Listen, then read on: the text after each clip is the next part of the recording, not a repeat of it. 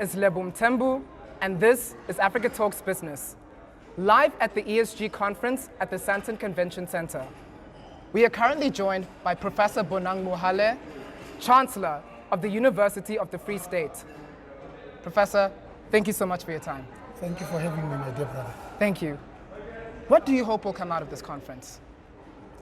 So for me, if wealth is the inevitable outcome of both hard work and enterprise, then every woman in Africa should be a dollar billionaire. That they are not speaks more to what we are talking about today. The environment, society, and governance. Yes. There can be no governance unless the people who call themselves our leaders love their people. You have to love your people to lead them. Therefore, ESG finds expression in the people because the company is actually the people, not the bricks and mortar, because a company that is inappropriately located can move its head office. The company that is short of money can leverage its position and go and borrow money from the bank. But a company that is poor on people is a dead company indeed. So for me, the expectation is that we talk about things that genuinely matter. And those things that genuinely matter is why is it that 21st century, we are still talking about gender equality, not delivering gender outcomes. Pay parity, not delivering pay parity. It can be that in the 21st century, we are still paying women 75% of what we pay men for work of equal value. And yet we know that when you put a smartphone in the hands of a woman, not only does the nutrition, education, and health of their own children improve, but of the entire society and community from which they come. So until and unless we take seriously the role played by women, not just in care work that is not paid. The pandemic taught us many things. Yes. One of the things that it taught us is that of the 8 countries that dealt better with the pandemic, all of them had women as head of state. If we can trust women with our well-being and our health, why can't we trust them with our economy? Lastly, I think for me, right at the heart of what we're talking about is the fact of social justice. Is the issue of saying, why is it that 29 years into democracy, poverty still has primarily a black and feminine face? Because all of us, myself included, have not succeeded in eradicating the legacy of apartheid.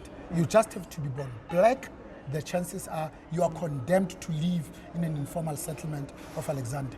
Born white, the chances are you are destined for the leafy suburbs of Grindstone.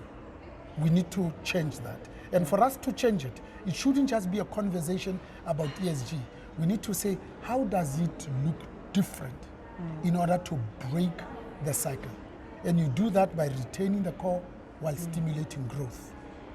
Why should it look different? What cycle are we trying to break?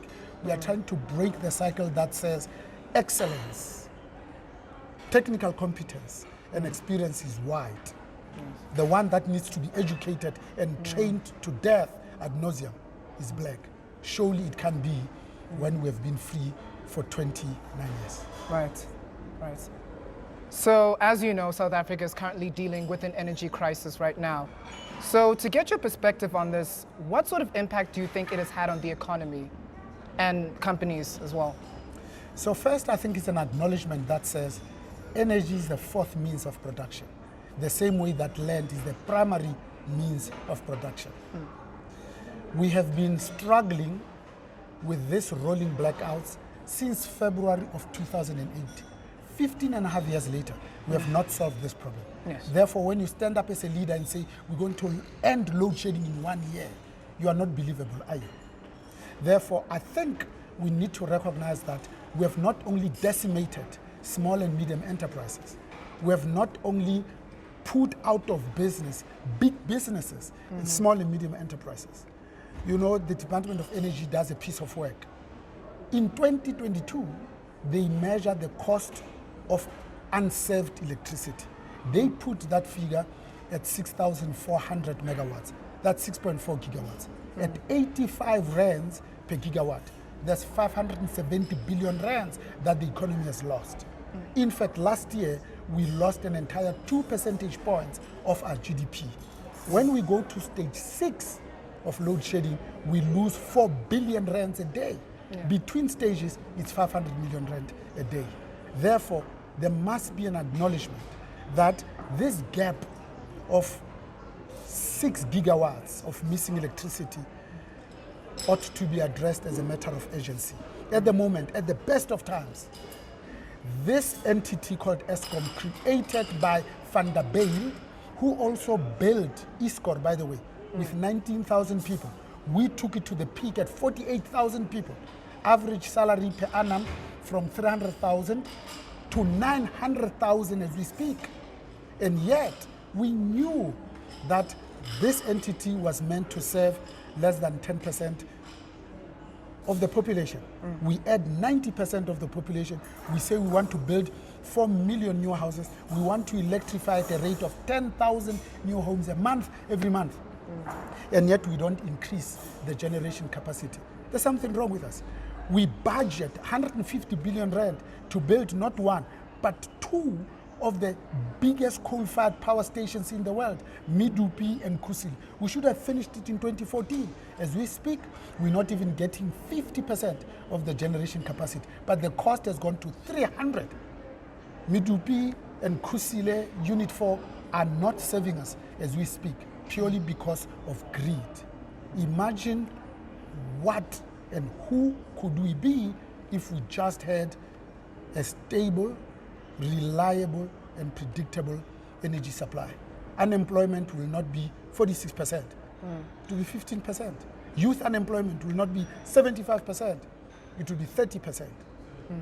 The GDP of this country would be 20% bigger than what it is at the moment. $480 billion GDP should be 20% bigger.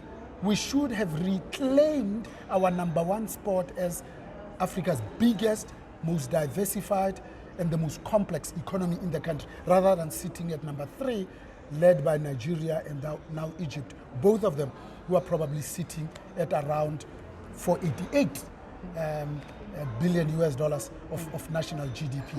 So I think we are poor by choice, the choices we have made, because South Africa and Africa is not a poor continent, just poorly managed. And if we genuinely care about our people, we must focus on #1, ethical leadership. #2, on good governance. #3, on service delivery of these people that we love. #4, on transformation, because it must look different to break the cycle. And then lastly, we must focus on law and order, safety and security. Because without law and order, safety and security, who are we and what are we? It's been an absolute privilege, Nkosi. Thank you. Thank you. Ngiyabonga kakhulu. Ngiyabonga. Thank you. Thank you, my brother. Oh man, yeah. Oh.